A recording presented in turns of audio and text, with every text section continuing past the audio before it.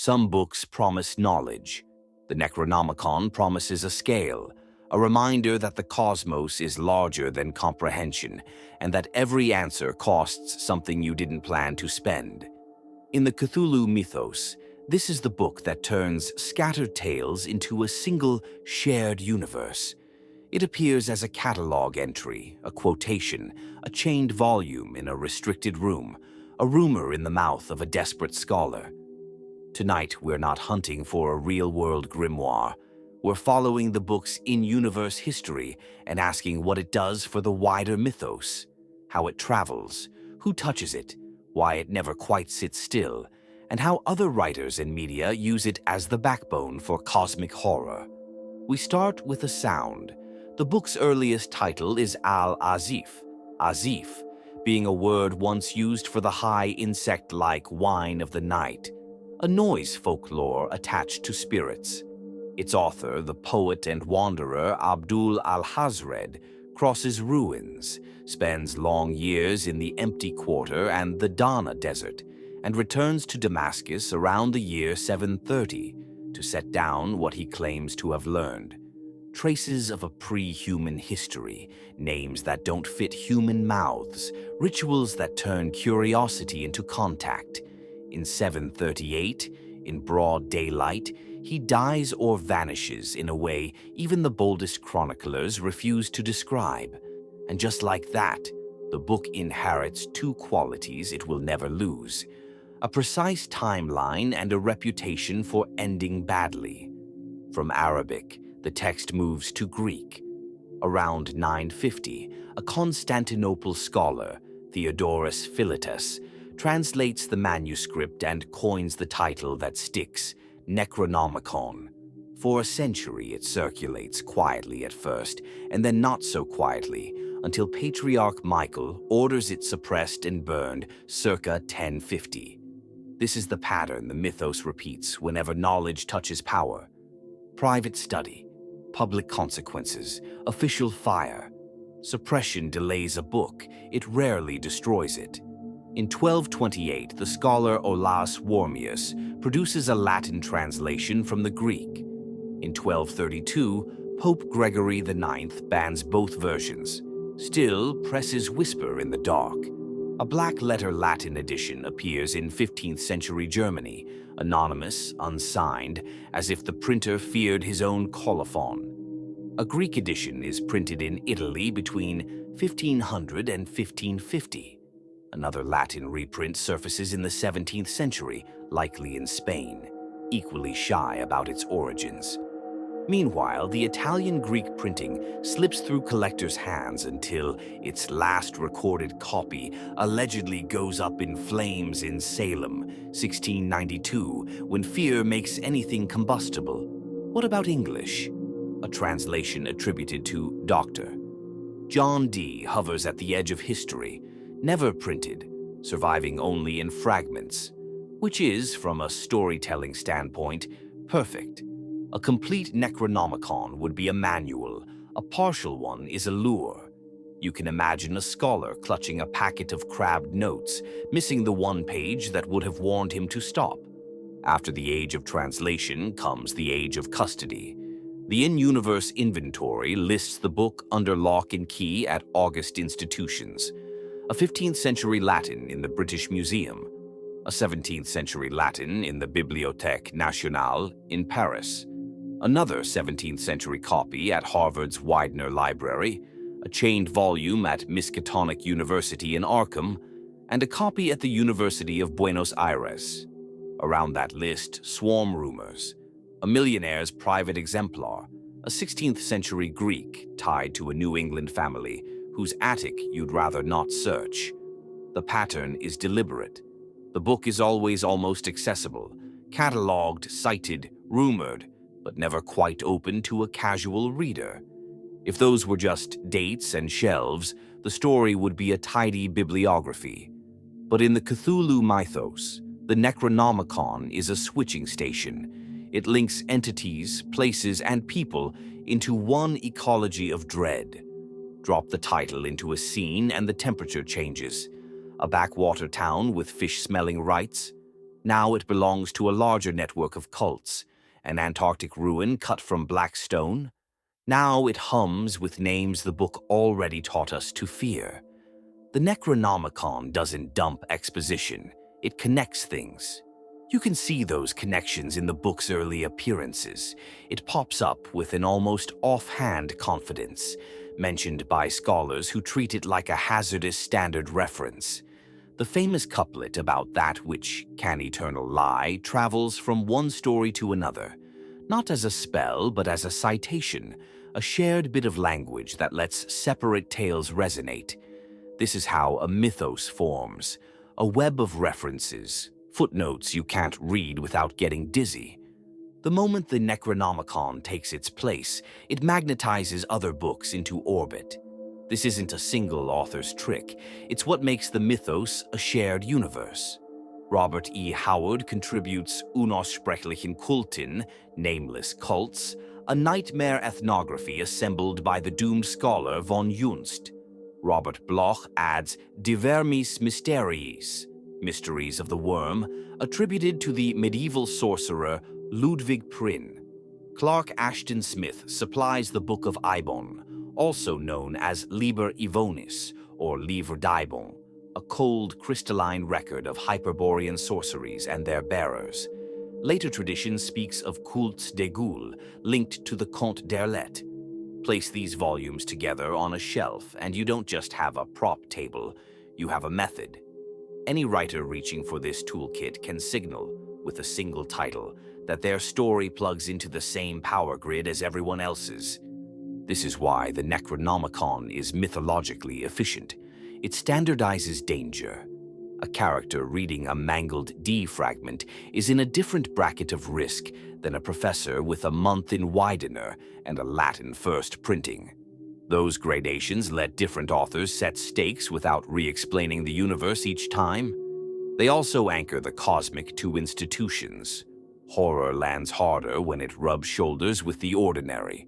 A British Museum call number, a Parisian librarian's raised eyebrow, a chain on a university reading room lectern. Cosmic horror is scale. Bureaucratic process is friction. Together, they feel real. The book's influence doesn't end on the page. In 1981, the tabletop role-playing game Call of Cthulhu took the Necronomicon and turned it into a mechanic. You can study it, you can learn from it, but you pay a sanity cost. That single design decision taught a generation of players, and then readers, that in this universe, knowledge is a currency that buys survival at the price of yourself. The rulebook wasn't just imitating the stories, it was distilling their theme. All of this, the timeline, the shared shelf, the mechanics, wouldn't matter if the Necronomicon didn't exert a cultural pull strong enough to bend reality. It did. Real readers asked real librarians whether the British Museum's copy could be requested. Mischievous souls created fake catalog cards and prank annotations. In the late 1970s, a modern grimoire branded as the Simon Necronomicon appeared in the occult market, splicing Mesopotamian flavor with mythos names and presenting itself as the authentic text. As folklore about belief and branding, it's fascinating. As part of the literary mythos timeline, it sits outside the canon we're tracing, but its existence proves the point. The Necronomicon is a fictional book that behaves like a real one. Let's slow down and walk the timeline cleanly, because clarity is part of the spell. C. 730, Damascus, Al-Azif, compiled by Abdul Alhazred after desert wanderings and alleged contact with pre-human lore. 738, Alhazred dies or disappears under circumstances that read like a closed door. 950, Constantinople, Theodorus Philetas translates the Arabic into Greek and coins Necronomicon. 1050, Patriarch Michael orders the suppression and burning of the Greek text. 1228, Olaus Wormius translates the Greek into Latin. 1232, Pope Gregory IX bans both the Greek and Latin versions. 15th century, Germany, an anonymous black-letter Latin printing appears. 1500 to 1550, Italy. A Greek edition is printed. Its last reported copy burns in Salem, 1692. 17th century, probably Spain, another Latin printing appears, coy about its origins. Custody, modern era. Locked case copies are said to sit in the British Museum, BNF, Paris, Harvard, Widener, Miskatonic University, and the University of Buenos Aires. Rumors trail a Pickman-linked Greek and private hoards. English, a John Dee translation is rumored, unprinted, fragmentary. That's the spine. Around it coil the stories, tales where the Necronomicon is never a textbook and always a threshold. In some, decadent dilettantes play at ritual and discover the difference between performance and participation. In others, rural cults hold fragments like a family Bible and ask for things the human body should never be able to give. Occasionally, a responsible scholar treats the book like venom, handled with iron tongs, consulted only to stop something worse. Even there, the cost lands. Knowledge saves lives and ends nights. It also rearranges the person who had to learn it. You can feel the book's texture changing across supposed editions. The Arabic carries heat, poetry of deserts and ruins, obsession pressed into page. The Greek introduces that particularly Hellenic blend of taxonomy and omen, as if someone tried to rationalize the irrational long enough to die from it. The Latin adds the austere scholastic tone of commentary layered on commentary. A reader senses the weight of monks and humanists who believed you could pin a storm to a page if your index was good enough. The rumored English fragments read like broken mirrors, dangerous in what they show, more dangerous in what they leave out. Each layer is a translation and a fingerprint. Together they imply a text that can never be stable because reality itself is the thing it's trying to describe. This instability is not a bug, it's the feature that lets the mythos remain open. Other writers can slide their own obsessions into the gaps, an ethnographer's catalog of survivals here, a sorcerer's notebook there, a Hyperborean scripture pinned like a butterfly next to a New England diary. As the shared shelf fills, Unaussprechlichen Kulten, de Vermis Mysteriis, the Book of Eibon, Kult de Ghoul, the Necronomicon stays the index you return to when you need to check whether your new horror speaks the same language as the old ones. It also explains why the book's best scenes are often off-stage. A character reaches for a Latin volume, and the camera cuts away to the next morning. Or we get a single sentence. After 3 days reading, I knew what waited under the hill. The restraint isn't coyness, it's calibration. If a story ever let you leaf through clear, systematic chapters on the summoning of X, on the avoidance of Y, the spell would break. Cosmic horror thrives on the felt presence of the unknowable. The Necronomicon is the pressure wave, not the instruction sheet. And yet, for all its ambiguity, the book is weirdly practical. In-world, it tells characters which places to avoid, which stars to fear, which names not to pronounce. It hints at genealogies that link the mind-breaking immensities, Yog-Sothoth, Shub-Niggurath, Cthulhu, to very human agendas. It sketches a map from Massachusetts port towns to Antarctic plateaus, to sunken cities in equatorial seas, to valleys beneath alien skies. That map doesn't make the universe safe, but it gives it shape. Without the Necronomicon, the mythos would be a scattered pile of nightmares.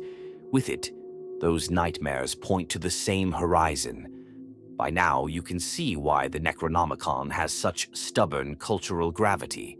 It invites participation. Readers go hunting for it. Gamers risk sanity points to open it. Hoaxers publish it. Librarians sigh about it. And every time someone, inside or outside the fiction, handles the book, the same exchange occurs. You learn a little more about the way things really are. You lose a little shelter against those facts. That is the deep history.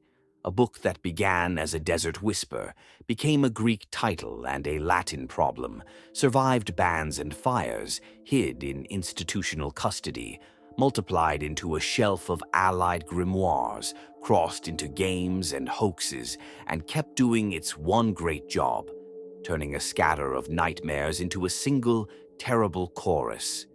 If you open it, even for a moment, you join a long line of people who mistook understanding for safety. The Necronomicon corrects that mistake. It doesn't end with clarity, it ends with proportion.